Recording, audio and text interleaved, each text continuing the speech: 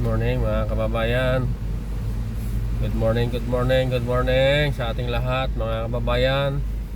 Sa ating mga kababayan dyan sa ibang bansa, Asia, Europe at Amerika, magandang araw po sa inyo mga kababayan. At nandito rin po sa ating bayan, sa Luzon, Visayas at Mindanao. Good morning, good morning, good morning. Today po ay July 6, Monday 2025 mga kababayan. So andito naman tayo, makita-kita naman tayo. Ngayon ay maghanap buhay tayo mga kababayan bilang isang Grab driver mga kababayan. Ito nakapula tayo, BBM na BBM. At pag-usapan po natin itong bagong batas na pinirmahan ng ating mahal na Pangulo na si BBM. Regarding po ito mga kababayan sa investment.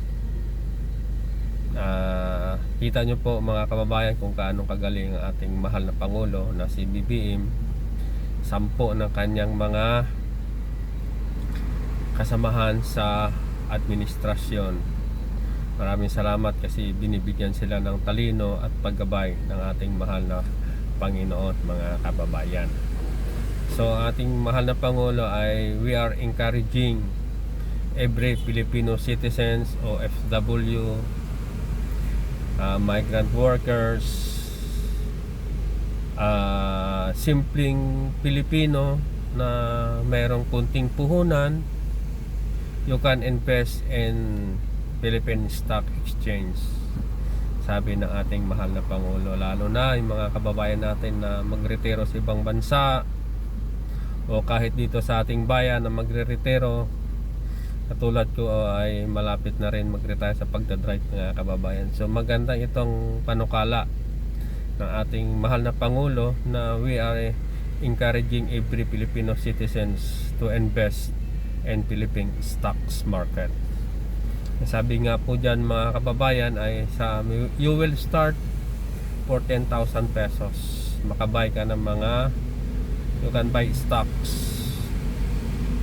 Ngayon, tuturuan tayo kung paano tayo gumalaw sa stocks mga kababayan. So, ako interesado rin po ako dito mga kababayan kasi hindi habang buhay malakas tayo, hindi habang buhay ay makapag-drive ako mga kababayan. So, sa ganitong paraan, sa investment ay malaking bagay po mga kababayan, lalo na po. Sabi ng ating mahal na Pangulo, kahit hindi ka mayaman, hindi ka milyonaryo, you can start your stocks in Philippine stock market mga kababayan. So pakinggan po natin dito sa interview niya sa RTBA, no?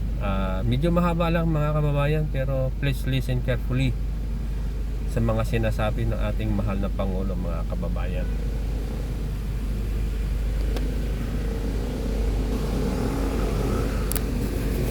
Pasensya na po mga kababayan, ay cellphone ang ating gamit mga kababayan. Nandito lang po ako sa malapit sa amin mga kababayan. So ito po mga kababayan, pakinggan natin ito. And the board of directors, my fellow workers in government, distinguished guests, ladies and gentlemen, good morning. It is with pleasure that I join you here today for this special bell ringing ceremony. Today we usher in a new phase of economic opportunity for every Filipino. In May of 2025, this year, I signed into law the Capital Markets Efficiency Promotion Act, or CIMEPA. This timely and strategic tax reform redefines and transforms how Filipinos invest, build, and grow their hard-earned savings. Before this law, investing in stocks meant paying a tax, as Mon was explaining, paying a tax of 0.6%, 6 times higher than our neighbors in Singapore, Malaysia, and certainly the highest in Asia. Under CIMEPA, that rate has been reduced to 0.1%. For a first-time investor buying a 10,000 peso worth of stock, this means paying 10 pesos in tax instead of 60. This will encourage more Filipinos to invest in our capital markets. This law also removed the documentary stamp tax on mutual funds and unit investment trust funds, investment tools widely used by young professionals and middle-class savers. The adjustment on rates lowers barriers and opens the market to more investors. Additionally, we have introduced a uniform final tax rate of 20% on interest income. This simplifies compliance, removing confusion, and in a way, leveling the playing field. This law also offers incentives for companies that help employees save for their retirement. Private employers that match or exceed their workers' contributions to the Personal Equity and Retirement Accounts, or PERA, are now entitled to an additional 50% tax deduction on their actual contributions. And at the same time, CIMEPA removes certain exemptions to enhance fairness in our tax system. Government-owned or controlled corporations are now generally subject to the same passive income taxes as other institutions. From now until the year 2030, CIMEPA is projected to generate over 25 billion pesos in net revenue, a substantial sum that can help fund the building of roads, bridges, hospitals, schools, other social safety net programs as well. But beyond revenue, CIMEPA reinforces confidence. It shows that our financial system is becoming more equitable and structured for long-term stability. So let's be clear, the reform is not just for the well-off and for the professionals, for the stock traders. It is for every Filipino who dreams of better financial security. It empowers the small business owner, the young professional, the overseas Filipino worker to start investing their hard-earned money to build a better future. Para sa bawat Pilipino, ito po ang layunin ng pamahalaan. Alisin ang mga palakid at palawakin ang mga oportunidad para sa ating pag-uunlad. Indeed, this act allows Filipinos to be true participants in our nation's economic growth. This law enhances our competitiveness in the ASEAN region and strengthens the foundation of a capital market that can thrive on the global stage. So we extend our sincere gratitude to our legislatures for passing this landmark law. This is what happens when we put our people first. Reforms become reality. Now, to all concerned agencies, let us make it our mission to ensure that every Filipino will feel the full benefits of this law without delay. To ensure the successful implementation of this reform, I direct the Securities and Exchange Commission to streamline its procedures, remove bureaucratic bottlenecks, reduce transaction costs within its control. Undertake the necessary changes to fulfill your responsibilities in these changing times. Equally important, let us also recognize that market integrity is a shared responsibility. I urge all market participants and stakeholders to uphold transparency, fairness, and good governance.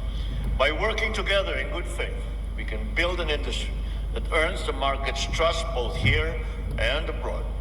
Today, as we ring the bell to open the market, we signal a new era of economic dynamism, investor confidence, and sustainable growth. That every ring from this morning and every day, trading day thereafter, echo our strength, our optimism, our shared hope for a more prosperous future for all Filipinos. Maraming salamat at mabuhay kayong lahat. Mabuhay ang bago. So nakita nyo mga kababayan kung kaano kagaling ang ating mahal na Pangulo na patulungan tayo mga Pilipino na mag-invest sa Philippine stock market, mga kababayan. At napakagaling ng kanyang batas na yon na kanyang pinirmahan, mga kababayan, at malaking tulong talaga.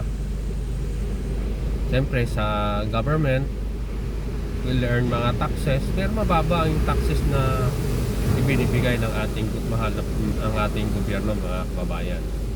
So malaking bagay talaga itong Philippine stock market na will help the government, will boost our government sa economy, At syempre will create more jobs din mga kababayan. Kaya please support this kind of batas na ginawa ng ating mga ginawa ng ating bayan, mga kababayan. So ako nag-iisip na rin po mga kababayan na mag-invest sa stock market. Maghanap lang ng tamang tao mga kababayan kung paano makapag-start ng 10,000 sa stock market, buying ng lalo na sa mga government owned companies na kikita tayo mga kababayan, kasi wala na tayong ginagawa kundi to monitor yung stock market, paano tayo kumita mga kababayan. So malaking tulong talaga ito, una-una sa bayan natin at sa mga proyekto pa na darating sa bayan natin mga kababayan. Kaya maraming salamat sa ating mahal na Pangulo, 10 na kanyang mga kasamaan sa kabinete, na the Lord patuloy na binibigyan sila ng wisdom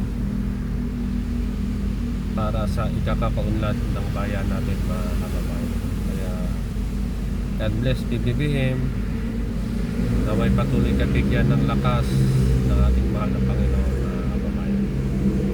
Maraming salamat po sa inyong panonood mga kababayan. Ingat po kayo sa inyong mga hanap buhay, sa inyong trabaho sa ibang bansa. Mahalin niyo po ang inyong trabaho.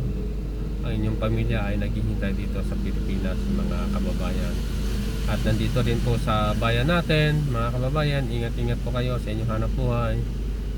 Sa lahat ng oras, ingat po kayo. Maraming salamat po sa inyong panonood sa ating munting channel. Please like and share mga kababayan, and subscribe. Okay. Kaya bye-bye muna tayo mga kababayan. Maraming salamat po sa inyong panonood. God bless us all.